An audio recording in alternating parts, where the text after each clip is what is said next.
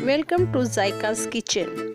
जायकास kitchen में आज जो मैं आपके साथ रेसिपी शेयर करने जा रही हूँ वो है फ्रोज़न पराठे। इसकी रिक्वेस्ट मेरे पास बहुत सारे व्यूवर्स की आई हुई थी और वैसे भी रमज़ान की आमद है, सब मुझे ये कह रहे हैं कि आप हमें फ्रोज़न पराठे बनाने का तरीका बता दें जिस तरीके से आप बनाते हैं। तो फ्रोज़न पराठे बनाने के लिए जिन इंग्रेडिएंट्स की हम लोग को ज़रूरत है वो उनमें सबसे पहले यहाँ पे मेरे पास मौजूद है, ये मेरे पास मैदा मौजूद है तकरीबन यह 250 ग्राम के करीब। यहाँ पे मेरे पास मैदा मौजूद है 250 ग्राम, यानी कि 1 पाव के करीब। इसके अलावा यहाँ पे मेरे पास फ़ाइन आटा, ये भी 250 ग्राम मेरे पास मौजूद है। और इसके अलावा मेरे पास यहाँ पे मौजूद है 2 टेबलस्पून के बराबर बटर। ब्रेड अप्रूवल यानी रबर रोटी में जो अप्रूवल यूज़ होता है वो ½ टीस्पून है। ड्राई मिल्क यहाँ पे मेरे पास 3 टेबलस्पून मौजूद है और आइसिंग शुगर मेरे पास 3 टेबलस्पून मौजूद है। सॉल्ट यहाँ पे 1 टीस्पून मौजूद है मेरे पास। ये फ्रोज़न पराठे आप लोग बना के फ्रीज़र में रख सकते हो, तकरीबन 4 से 5 माह तक इजीली खा सकते हैं। मैं बताती हूँ कि आपने क्या करना है। अब मैं आपको बताऊंगी कि आपने इसकी डो किस तरीके से तैयार करनी है। यहाँ पे मैंने एक बहुत बड़ा सा प्लेटर ले लिया है, जिसमें आप आटा वगैरह गूंथते हैं वो भी आप यूज़ कर सकते हैं। इसमें मैं मैदा और फ़ाइन आटा, अगर आप फ़ाइन आटे की जगह गंदम का आटा यूज़ करना चाहते हैं तो आप वो भी यूज़ कर सकते हैं, वो ऐड कर दूँगी। और साथ ही साथ मैं इसके अंदर ऐड कर दूंगी बाकी दूसरे वाले इंग्रेडिएंट्स भी। अब मैंने फ़ाइन आटा भी इसके अंदर मिक्स कर दिया है और इन जो सब चीज़ों को आप लोगों ने बहुत अच्छे तरीके से मिक्स करना, जो मैं चीज़ें इसमें ऐड कर रही हूँ। अब इसमें ऐड कर दिया मैंने ड्राई मिल्क और ये मेरे पास मौजूद है ब्रेड अप्रूवल, ये मैं इसके अंदर ऐड कर दूँगी। और सॉल्ट भी मैंने इसके अंदर ऐड कर देगा, ये सॉल्ट भी ऐड कर दिया मैंने इसके अंदर। अब यहाँ पे जो मेरे पास मौजूद था क्या कहते हैं बटर को मैं मिक्स कर दूँगी। बटर भी यहाँ पे मैंने ऐड कर दिया। अब इस सब चीज़ों को मैं बहुत अच्छे तरीके से मिक्स कर लूँगी और तकरीबन 250 ग्राम पानी के साथ मैंने इसको एक अच्छी सी प्यारी सी डो इसकी तैयार कर लेनी है। और 250 ग्राम से ज़्यादा आपने इसके अंदर पानी ऐड नहीं करना, क्योंकि आपको पता है कि इसमें 250 ग्राम मैंने मैदा 250 ग्राम फ़ाइन आटा मिक्स किया है और इसी के मुताबिक मैं 250 ग्राम पानी ऐड करूँगी। ये देखिए मैंने मिक्स कर लिया सारा। अब मैं इसकी एक अच्छी सी डो बनाने लगी हूँ। ये देखिए मैं थोड़ा थोड़ा पानी ऐड करती जा रही हूँ और इसकी एक मैं अच्छी सी डो तैयार कर लूँ। जैसे आप आटा गूंथते हैं आप वैसे भी गूंथ सकते हैं इसको, क्योंकि हमने इसके पराठे बनाने हैं। और तकरीबन मैंने ऑलमोस्ट इसमें 250 ग्राम ही पानी ऐड किया और इसको मैं मिक्स कर रही हूँ और बहुत अच्छी तरीके से मिक्स कर लूँगी। और ये देखें एक बहुत अच्छी प्यारी सी यहाँ पे मेरे पास डो रेडी हो गई है। आप जितना अच्छा इसको गूंदेंगे ना उतनी अच्छी आपके पराठे बनेंगे। ये एक ट्रिक है, मैं जिस तरह गूंद रही हूँ ना, ये एक ट्रिक है। आपको अगर ये मुश्किल लग रहा है तो आप जैसे घर में आटा गूंदती हैं वैसे भी गूंद सकती हैं। ये ना बहुत ज़्यादा सख्त है ना बहुत ज़्यादा नरम है। ये डो को मैं मिक्स करने के बाद इसको प्रूफ होने के लिए रखूँगी, इसको रेस्ट दूँगी। ये मैंने इसको रेस्ट देना तकरीबन 10 से 20 मिनट का इसको मैंने रेस्ट देना है। और 20 मिनट के बाद हम जो इसकी डो के हैं बनाएंगे छोटे छोटे बोल।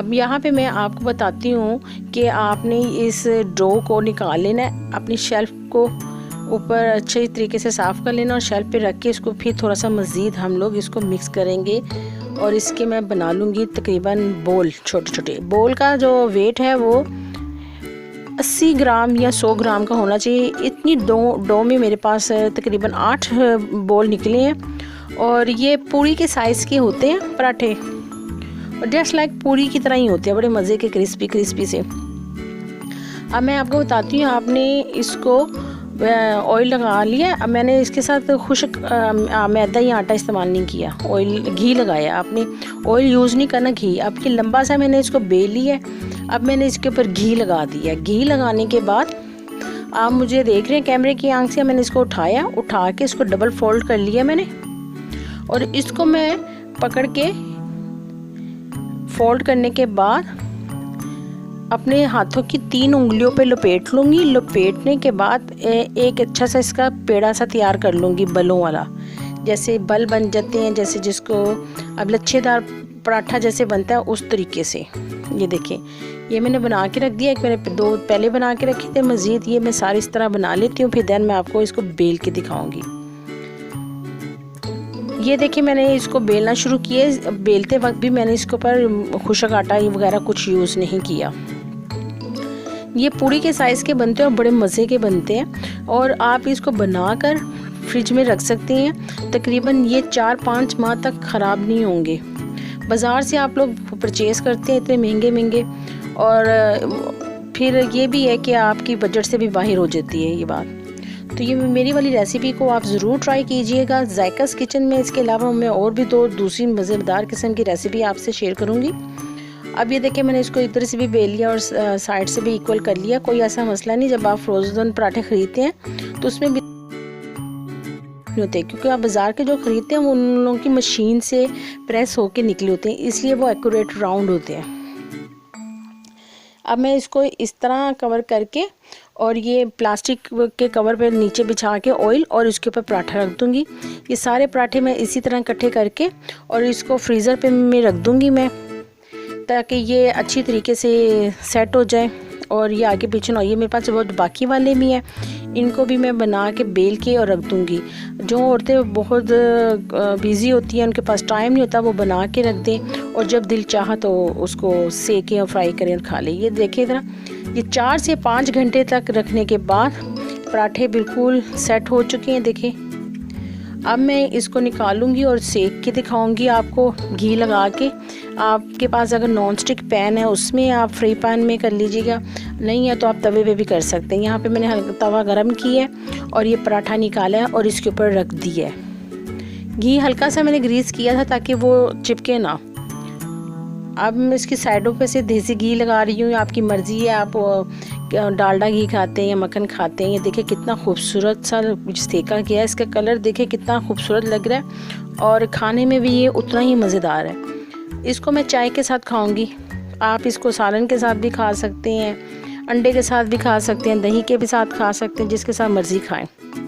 इतना क्रिस्पी मज़ेदार किस्म का ये पराठा तैयार हुआ है और इसकी लुक देखें। जब आप इसका एक्सपेरिमेंट अपने घर पे भी करेंगे ना, कि आप इस रेसिपी को ट्राई करेंगे तो कहेंगे वाकई ये रेसिपी हम लोगों को पहले क्यों नहीं मिली। और ये दोनों, ये देखिए मैंने 2 से 3 पराठे सेके और ये मैं आपको प्लेटर में निकाल के दिखाती हूँ। ये लीजिए जनाब, मैंने प्लेटर में निकाल लिया और एक बाइट लेती हूँ और मैं बताती हूँ। इसकी आप फिले चेक करें और इसकी परतें चेक करें पराठे की, आपकी इसकी नज़र आ रही है क्रिस्पीनेस कितनी है इसमें। और ये मैंने मुंह में डाला, यम्मी। अगर तो आपको मेरी वीडियो पसंद है, लाइक सब्सक्राइब और शेयर करना ना भूलिएगा। और इससे हम तरीके क्वेश्चन पूछना तो इनबॉक्स में पूछ सकते हैं।